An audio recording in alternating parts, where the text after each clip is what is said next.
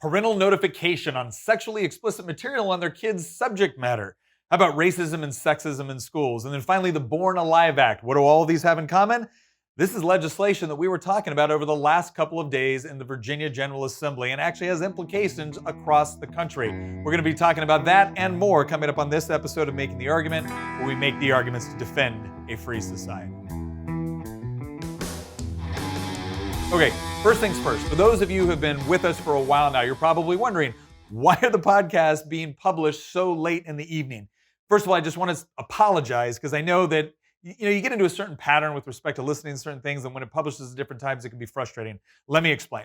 Right now, because I am in legislative session, I wake up in the morning, I get in there fairly early to the Capitol building, over to the office building, and we have subcommittees, full committees, floor session, debates, etc. And so there's a lot going on, and now I've gotten to the point where I don't get home until late, and that's when we're recording these. So we're trying to get them out. We're trying to be consistent, but there's a little bit of delay sometimes based off of the legislative schedule and the schedule of sessions. So again, thank you for bearing with us. All right, first things first, let's talk about what has been going on right now. We've just gone through what we call crossover. This is when all of the bills that were submitted by the House of Delegates go through the process, and now we have to vote on them before they go over to the Senate side to basically go through the process all over again. So we've had a lot of bills. To give you an idea, today on the floor of the House of Delegates, we voted on over 200 bills, right? 200 bills in one day. These are bills that have gone through, again, subcommittee, full committee.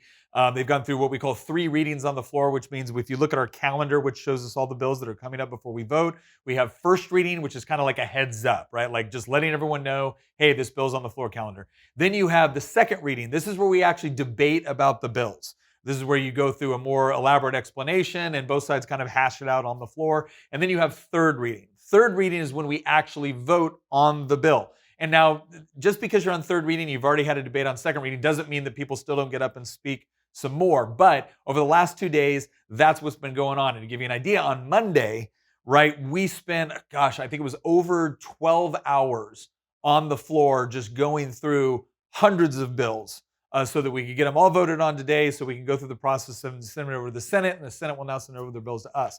So why did I mention the 3 bills in kind of the intro here on why those are important, why I think they're relevant to a national audience? Well, again, I think these bills have larger implication for a lot of debates that are going on all across the country, especially with respect to our education system and obviously with some of the decisions that are being made in the Supreme Court, like Dobbs. So let's start with the first one. And that had to do with parental notification of sexually explicit material within their kids' textbooks or curriculum or libraries, etc. Now, if you've been paying attention on social media, you've seen a lot of things that have been put out by parents expressing some concern about some of the books that either showed up into their kids' AP English class or that they found within the school library. And these parents have gone to their local school boards and they've expressed concern about some of the content because some of the content is pretty rough. Now, in some respects, you can say, okay, some of this is historical. Maybe they're explaining what happened with respect to a rape that took place in a classical piece of literature or with respect to what was going on with slavery. Other stuff includes things like bestiality. There's been some other stuff that could really be described as almost quasi-pornographic or even pedophilia in some instances with respect to some of the books that have made it into libraries or made it into curriculum. And so in Virginia, one of the ways that we've tried to combat this is we said, look, we understand there's a distinction. There's a distinction between something that is blatantly pornographic, and there's a distinction between something that may have some sort of relevancy to the literature or to the historical period that you're talking about. But if there's going to be something sexually explicit, right? So one of the common examples that is brought up is this book called Beloved, which again is a Pulitzer Prize winning author. We've all been told that the only reason why we could have any problem with Beloved being taught within our high schools is because we're all a bunch of sexist racists. Okay, that may be one explanation. Let me offer another one. There was a state senator in Virginia a couple years back, Senator Tom Garrett, great guy. And he got up there and he started reading off as we were having this debate about, again, just notifying parents, right? That's one of the most important things you need to understand about the bill. Nothing in the bill was saying that this book was going to be banned. Right, that's what the Democrats are claiming. They're all coming in and saying, "Oh, you want to ban books? You want to burn books? You want to?" Nothing in the bill banned the book. Nothing in the bill prevented the book from being a part of the curriculum. What it said is that if you're going to have a book and it's going to contain sexually explicit material, you need to notify the parent. And this is important for a couple of reasons. One, the parent can say, you know what, I think this is a little much, or I don't necessarily like this. I don't want my kid reading this. Can you provide an alternative assignment for them? Or you could just give the parents a head up so they could actually have a conversation with their child about what they're reading so they know and they might be able to explain things to them, right? Most people look at this and think, well, this is fairly reasonable.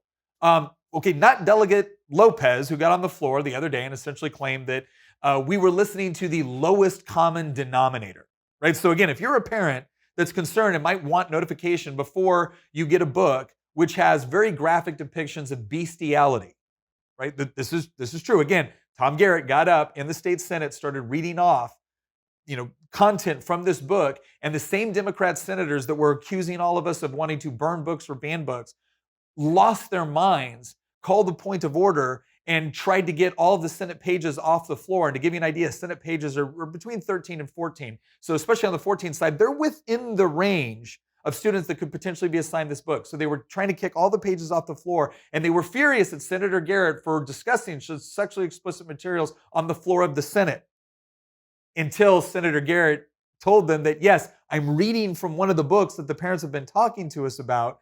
And clearly by your reaction, you understand that there could potentially be a problem with this, or at least some concern with respect to the sort of content that our students might be consuming within high school, right? But no. Here we are several years later having the same debate, talking about just parental notification and parental options. And the statement from the left is the same, right? No, you're a book burner, right? This is secretly about you not wanting to teach hard history, or it's secretly about you being a racist against the author of this particular book. I can guarantee you, I'm willing to bet most parents, like me, didn't know who the author of some of these books were, right? We didn't have any preconceived notions about who the author may or may not be, or have any animosity toward them based off of what their skin color might have been. I think that the overwhelming concern was, okay, these are some pretty weighty, matters. These are some pretty vivid descriptions of things that are going on. I would like to know about this. So again, I can either say, I don't think this is appropriate for my child, or, hey, I want to be able to sit down and talk with my child so that we can actually explain this, and so they're not caught completely off guard. But again, no, from the left, Delegate Lopez got up there and said that we were appealing to the lowest common denominator, or the louder voices in the room. And that's not what we should be doing. Well, the lowest common denominator he's referring to is, again, parents. It's parents that are concerned about this sort of content. And again, are not saying ban it. They're not saying set the books on fire. They're simply saying, we want to be notified before this is assigned, or before this is something that my child ends up reading, right? So that's the nature of where the debate is at, right? And there's a reason why the press is going with this narrative that what we're legislating is burning books. And I am sure that the press can find somebody out there that wants to actually ban books or wants to actually burn books. But that's not what the bill does. That's not what the law does. The law says you will notify the parent if there's sexually explicit material, and you will give them an opt-out. There you go. Now, if you don't like that as a parent, if you think that there's nothing wrong with the particular literature that's being assigned, great. You don't got to raise any concern whatsoever. Now you know. Maybe you want to sit down and have a conversation with your kid before they get to that particular chapter. Maybe you don't. Your business. But no, that's not good enough. They don't want the parents to have notification because they're afraid some parents might come back and say, I don't like this particular content. And it begs the question, what are you so afraid of notifying parents? And I think some of this goes into the larger argument that we've already seen before, that we saw with Terry McAuliffe when he was running for governor against Glenn Youngkin in Virginia, where he basically said, I don't think parents should be telling schools what to teach. And really what we're seeing is that more and more, they want as little parental involvement in the students' education as possible, unless that a parent essentially rubber stamps whatever the left has determined is appropriate curriculum. Like if you want to come alongside and continue to reinforce at home whatever they've decided to use within the school, then they don't mind parental involvement. But the moment you step in and have the audacity as a parent to say, I don't think this is appropriate, well, now you need to sit down, shut up, and do as you're told, or you're a racist, you're a sexist, you're ignorant, you're the lowest common denominator, right? If that doesn't piss you off as a parent, I would recommend you pay more attention, because this should infuriate you. As I'm sitting there listening to this as a parent thinking to myself, oh my gosh, I'm about to vote on a bill which tells every other parent in the room in the Commonwealth of Virginia, you now have the ability to make a decision for your own child with respect to what they read. That's it. But I would also like to have that option as well. and that's not good enough for the other side. So don't preach to me about diversity of thought or compassion or tolerance or understanding for different worldviews. If you're essentially going to tell me that no, your child can be assigned this, and you don't have any right to know ahead of time. And even if the other parent doesn't have a problem with it, no, it's not good enough that they can still do what they want. They need to create a situation where you can't do what you want. And I find that really problematic. And again, this was an interesting floor debate that we had. And one of the things that I encouraged parents when I got up and actually spoke to this bill, because I was infuriated by what I was hearing on the floor, is parents need to be watching this floor debate, this exchange, as they watch a Democrat legislator from Northern Virginia get up and essentially compare them to the lowest common denominator if they want a bill like this that would simply give them notification. Right? I find that to be a pretty significant problem. All right, so that was one of the first issues that we talked about. Some of the other ones that came up today on the floor on the third reading, we had the Born Alive Act, right, which was a piece of legislation that I carried. And what the Born Alive Act does is it says that if a mother goes through the process of having an abortion and the baby is born alive anyway, so the baby is born, the abortion did not kill the child. And now we're talking a baby that is completely out of the womb. If that baby survives, then the medical professionals that are present have an obligation to provide reasonable medical care to try to save the child's life. So essentially what we're saying, and if you don't have the medical equipment necessary to do that, then you need to make the attempt to get them to a hospital. Call 911. But what we're making is a very, very clear line of demarcation. We're saying that at the point where the child has been born and the child is alive, then as a medical professional, you have a basic duty to be able to try to preserve that life. Now, why do we think this is necessary? Because some people will say, well, Nick, why do you need a bill like this? Isn't this covered by laws governing infanticide? And the answer is no. Infanticide is when someone actively kills a child. But what we heard a couple of years ago was Governor Ralph Northam, Democrat for Virginia. You might know him as the guy that had pictures of wearing a KKK robe and blackface in his yearbook, right? Democrat governor of Virginia. He actually described on a live radio show what would happen in a situation like this, where he said, well, the child would be born, the child would be made comfortable, and then a conversation would ensue with respect to what they wanted to do with the child. And there was a lot of people who were very understandably horrified by this idea that a child could be born into those circumstances, to include after an abortion that didn't succeed in killing the child, that the child could be born and still left to die. That there was essentially no obligation upon the medical professionals at that point to render aid, to render reasonable medical care to try to save the child's life. Now, here's my question. Based off of a lot of the arguments that we typically hear from our Democrat colleagues on the issue of abortion, how many Democrats, we have 48 in the House of Delegates, how many Democrats do you think said, okay, you know what, this is reasonable. We're not even talking about abortion anymore. We're talking about a child that managed to be born alive despite an attempt at an abortion. And at that point, look, all of the arguments that the left typically uses, it's just a clump of cells. It's a woman's body. Don't interfere between the doctor and their patient. Like, those arguments go out the window. Now, again, I don't think those arguments, make sense when the baby is in the womb. But let's assume, for the sake of the argument, that's what the left typically says.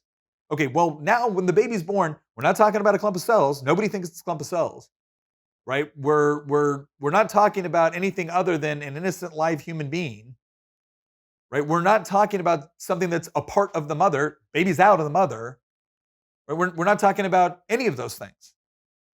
So how many Democrats out of 48 in the House of Delegates do you think looked at that and said, you know what? Yeah, at this point, a doctor should render aid or care in order to try to save the child's life? The answer is 0. None of them. Not one Democrat in the House of Delegates voted for the Born Alive Act. Now, they tried to make the argument that this wasn't necessary. I explained why it was necessary.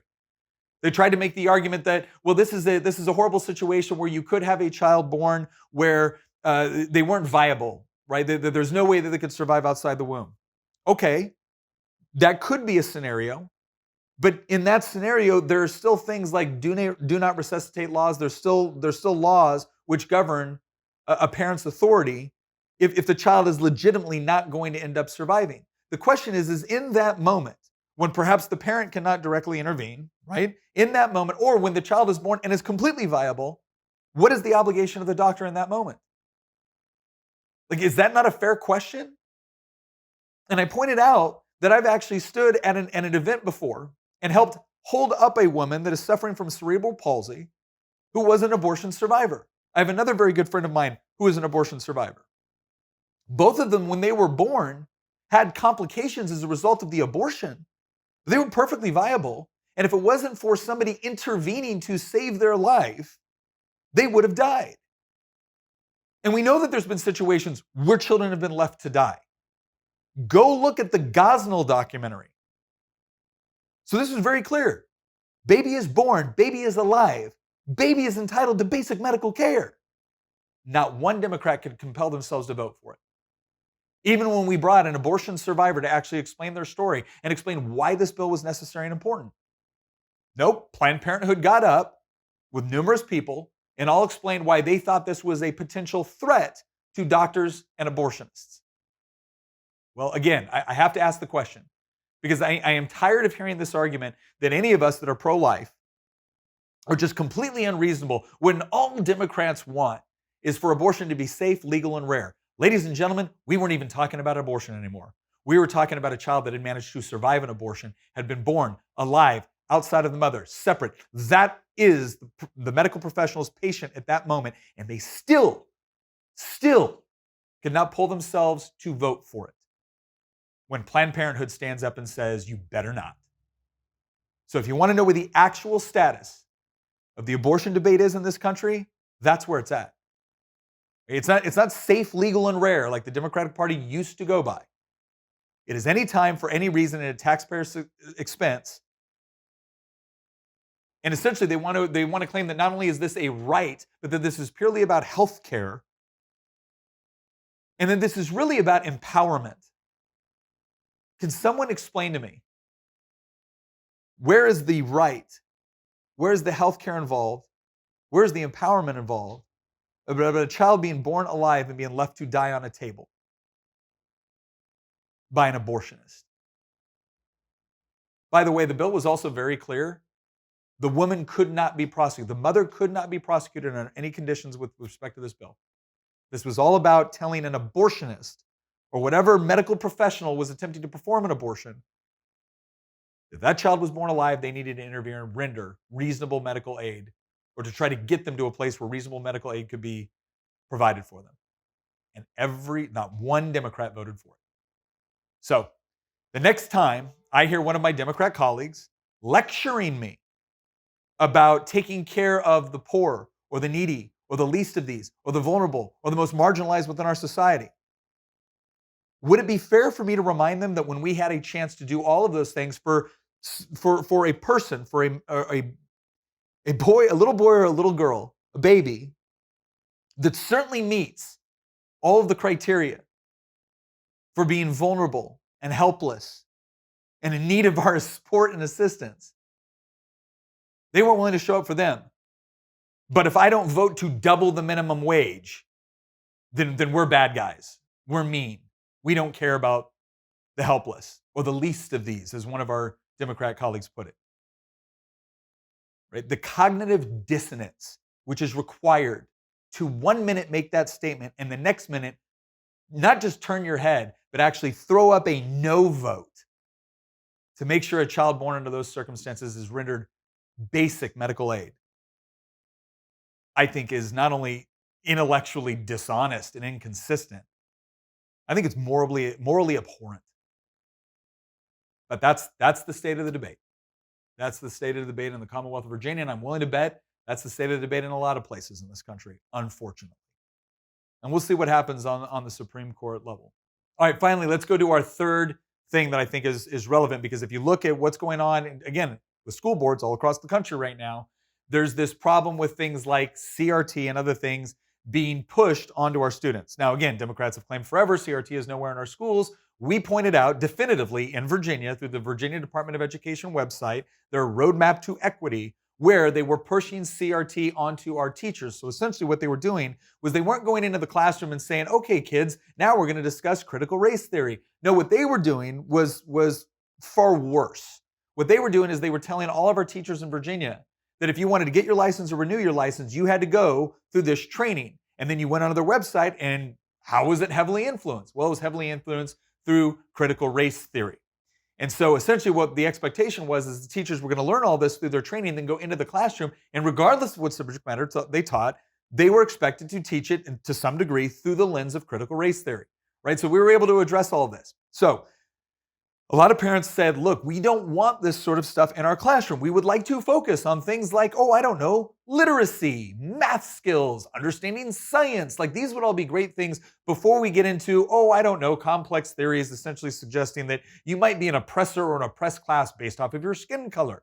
Now, what sort of bill would we bring in order to address that? Well, the bill that we came up with did not ban CRT. We didn't ban CRT. We didn't say that you couldn't talk about racism or sexism or disparities. We didn't do any of that. What the bill actually said is that you essentially could not promote the idea that someone is inherently good or bad based off of their race or their sex. You could not promote racism or sexism within the public school system. That's what the bill did. Now, there were some Democrats that got up and said, well, we're concerned on how are you going to enforce this, or how are certain teachers going to look at it? Okay, great. We can have some disagreements on that. But the overwhelming majority of the arguments that were made about this was saying that, well, if you pass this bill, it's because you don't want to teach hard, inconvenient parts of American history. Really? I understand that's your concern, but the thing is we're not legislating your concern. We're writing something very, very specific. And you could go in and you could read the text of the bill. It said that, look, you can't promote the idea that someone is inherently, good or bad, or that someone is inherently responsible for the actions of someone else because they happen to be the same race or the same sex. So again, this whole idea it didn't prevent educating anybody on any of these things. It just said we don't want our teachers to get up in front of a classroom and promote the idea that you are good or bad based off of your race or good or bad based off of your sex. There you go. Guess how many Democrats voted for it? 0. And it was funny because they used this mechanism which didn't make any sense. They kept adding these floor amendments, and they said, we want to add a floor amendment that says that nothing within this bill should suggest that, teachers would not be allowed to teach about the Jim Crow laws. Well, yeah, the bill is originally written wouldn't prevent anybody from teaching Jim Crow laws. Now, if somebody got up and said, here's Jim Crow laws, this was put in place by white people, and therefore if you're white, then you're complicit with Jim Crow laws. That would be prevented. But teaching about Jim Crow laws, no, none of that would be prevented. So they kept putting all these different floor amendments in there. Now, again, they were doing this to make a point, but here was the part where it became the biggest self-own on behalf of the Democrats for this legislative session. When you put in a specific section of code that says, notwithstanding this piece of legislation, you have to still be able to teach this. Okay, when you have a legal challenge to the bill and a judge looks at that, they say, okay, well, they specifically mentioned this, but they didn't mention this over here. And so now it affects the way that the court would look at that bill. So essentially, the Democrats were creating a situation with the bill where even though the original bill was fine, they were creating a situation with their floor amendments that would actually turn the bill into something that they feared would happen. Right? So they were the ones screwing up the bill in accordance with what they claimed their concerns were. That's how absurd this all was. And to be honest, I was very tempted because they kept putting all these floor amendments saying that, okay, you got to be able to teach about the 3/5 compromise. You got to be able to teach about Jim Crow, or you got to be able to teach about disparities. And again, nothing in the bill would have prevented you from teaching any of those things. But I was tempted to put in a floor amendment that said, yeah, and we also want teachers to understand that they have to teach about the largest, best financed, best organized organization pushing white supremacy in U.S. history, and that was the Democratic Party. Something tells me they wouldn't have been as cool with that floor amendment, but that's a true statement. Because the Democratic Party was the largest, best organized, most powerful, most well-funded advocacy group on behalf of white supremacy for over 150 years. Now, if I went in and I taught that not only is that true, but that anybody that associates themselves with the Democratic Party today is somehow culpable or responsible for decisions the Democratic Party made 50 years ago or 60 years ago, you think some of my Democrat colleagues might be a little bit upset with that? You think that they might be thinking that maybe there was some context lacking in that particular lesson plan? Yeah, I'm willing to bet they would. But strangely enough, they don't see it when the curriculum is being specifically manipulated in order to push a left-wing narrative as if it's the only way to address a particular problem. And that's why when we brought this legislation, we very narrowly crafted it. We wanted to make very, very clear that we were not banning a particular, we weren't banning critical race theory.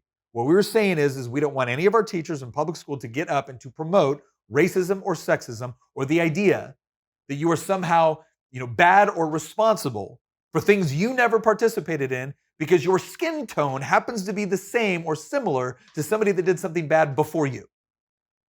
I think that's fairly reasonable. Our Democrat colleagues thought it was just horrible and horrendous. And oh my gosh, we had to have something like a 2-hour floor debate on this issue. Where again, if you disagreed with them, you were a horrible, bitter, sexist racist. Even though the very thing that we were trying to prevent in the classism was racism and sexism. But this is the problem that we have. If you want to know, again, what is the state of the debate with the other side of the aisle? At least in Virginia, and I'm willing to bet this is replicated in many places across the country. The idea that you can sit down and have a reasonable discussion with somebody, and even if you disagree, come away and say, okay, you know what, I see your point. Maybe there's a way we can make it better. Or I see your point, we're going to agree to disagree, but we can continue to have this discussion through the political process. No. It's do what we want or you're a racist. I'm sorry. I said at the beginning of the session, I'm not putting up with that crap anymore. Either make a good argument, okay, or accept the fact that I'm no longer going to listen to you because I'm not going to listen to ad hominem attacks. I'm not going to listen to bad arguments. I'm not going to listen to insults, which essentially don't even attempt to make an argument. Right? Because if your position was as true and as pure and as great as you think it is, then you probably shouldn't have a lot of trouble making a reasonable argument for what you're trying to do or what you're trying to oppose. So those are the three things. Quick recap, right? It was the parental notification for sexually explicit material within kids' curriculum. Again, didn't ban a single book. Didn't advocate for a single book to be burned. It simply said that when a part of the curriculum includes sexually explicit material, give the parent notification, right? If the parent is really uncomfortable with it, give them an opt-out option. There you go, right? I think that's fairly reasonable, but again, if you think that's something that you could potentially support, Delegate Lopez from the Democratic Party here in Virginia thinks that you're the lowest common denominator, right? Born Alive Act. Again, this wasn't even about abortion. This is talking about a baby that has been born. So the abortionist attempted to abort the child. The child was born alive anyway. We're now saying at that point, you have to render reasonable medical aid to try to save the child. Planned Parenthood came up in force and said, no, this is totally unacceptable. To the point where not a single Democrat voted for the bill, the Born Alive Act. And every time they tried to say this bill is not even necessary, all I had to do was quote Governor Ralph Northam, who, by the way, was I think he was a pediatric surgeon. I got to quote him explaining exactly how something like that could happen in Virginia right now and be entirely legal. But didn't matter. Not a single Democrat voted for it. Right? And then finally, this last instance, what I won't explain again because I just explained it. But again, this is where we're at. This is where we're at. It's becoming very, very difficult to just have a reasonable conversation with the other side. And I think part of that comes from the fact that, one, for the longest time, they've been so used to the media, to popular culture, to academia, just being on their side. And so they could say these things and they can make these accusations and they would just be regurgitated throughout popular culture. And so they got to the point where they kind of figured like they could make any accusation they wanted and voters would believe it. Because my gosh, why would, respectable people within, politics, whatever that means, right? Why would those people make such wild, outlandish claims if there wasn't an element of truth to it? And what we started to realize is the reason why they make those claims without there being an element of truth to it is because A, popular culture let them get away with it, and B, it won them elections. But then when people started realizing that they were going to be subject to the actual policy positions they were putting out there, or when people did become subject to the policy positions they put out, they rebelled against it. And when they brought up valid, reasonable concerns, they got told, oh, well, now you're a racist too. And they weren't buying it. And so, because I think a lot of Democrats, again, not all, there's some Democrats out there that will go up there and we have good floor discussions. But so many of them have gotten to the point where they've just gotten so used to this, quite frankly, I think it's intellectual laziness. Because when you don't have to make a good argument to get what you want, at some point, you get out of practice of making good arguments. And so now they're continually getting up there and again, making old, tired arguments or accusations masquerading as arguments. And now they're wondering why it doesn't have the same effect. Well, because again, a lot of people are pretty much have woke up to the game that is being played and they're not having it anymore. All right, let's end on a happy note. So on our TikTok page, I did a really quick video because Valentine's Day is one of the few holidays that we have during session. It's the holiday that we actually kind of decorate everything for. And this used to be a big thing when I first came into the General Assembly about 7 years ago, where everyone decorated. And then for a while, we moved buildings and it fell off. Well, it was something that I enjoyed with my kids. And when I first came into the General Assembly, like my youngest daughter was 7, now she's 14.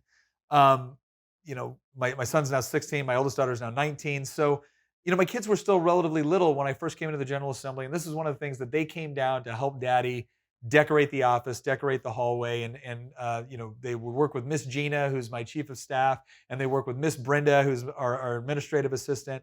And they just really enjoyed it. And so we said, look, we don't care if nobody else is going to do this. We're going to continue to do it. And year after year, we continue to do it. And sometimes we're the only ones. And now we're on a section of a hallway where we've got a bunch of delegates that love doing this. I'm going to tell you right now, if you go to the hallway on the 4th floor in the Pocahontas building in Richmond, Virginia, over on our side, it literally looks like I handed my kids $100 worth of dollar store Valentine decorations and a Red Bull and told them to decorate because it's everywhere, right? It's all over the place. We'll show you the clip, or you can go onto TikTok and see it. But it's one of those fun things that we get to do that, again, I think on some level kind of humanizes all of this. Because as frustrated as I get with some of my colleagues, and I'm sure as frustrated as they get with me, it's one of those things where we get to spend a good time with our kids. The other delegates get into it, our staff gets into it, and it ends up being a fun thing where we just get to come together for a second, kind of forget all of the controversy just for a moment, and decorate and have a good time and enjoy just friendship, family. And so again, I encourage you to take a look at it because, like I said, man, it is gooey. It looks like Cupid threw up in there. But anyways, once again, thank you for joining us on Making the Argument. We will see you next episode. Once again, I just want to quickly apologize for some of the delays right now. But again, during session, it's my job to come down here and actually make the argument on the floor in the committee to fight for the very ideals and freedoms that protect a free society. Thank you for joining us.